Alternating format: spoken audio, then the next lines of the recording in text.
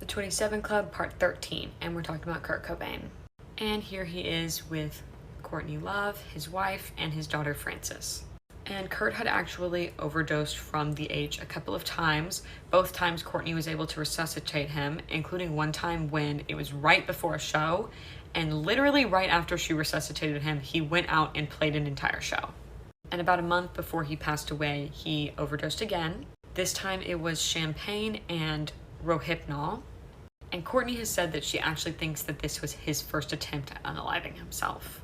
A couple weeks later, Courtney called the police and she said that Kurt had locked himself in a room, he had a weapon, and she was afraid he might unalive himself. But when the police arrived, Kurt said that actually he was locked in that room hiding from Courtney.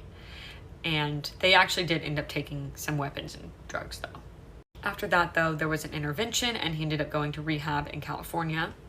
But unfortunately, during that time in the rehab facility, he actually jumped the fence and left and took a flight back to Seattle. But he did not tell anyone where he was going. Of course, when they found out that he was not at rehab and they didn't know where he was, his family filed a missing person report and said that they believed he had a firearm and that he may be attempting to unalive himself. And Courtney actually also hired a private investigator to try and find Kurt, but they were looking in California and he was in Seattle, so. And a couple days later, he was found dead in his home. And it looked like he had shot himself through the chin. And he had also left a note which was addressed to his imaginary friend that he had as a child.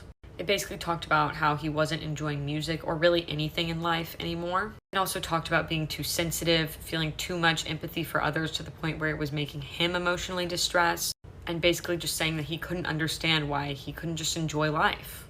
He did also have the H in his system, and when I say he had it in his system, he had a lot. 3 times the normal dose. There was a cab driver who came forward saying that he had dropped Kurt off at a weapons store, and they did find a receipt for the bullets that he had purchased there.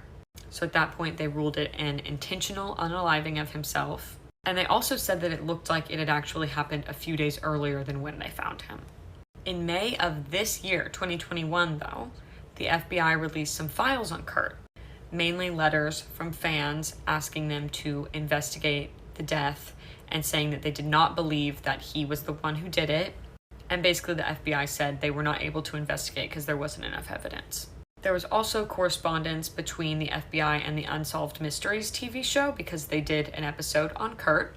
And they said that the private investigator that Courtney hired actually did not believe that Kurt unalived himself. Next part.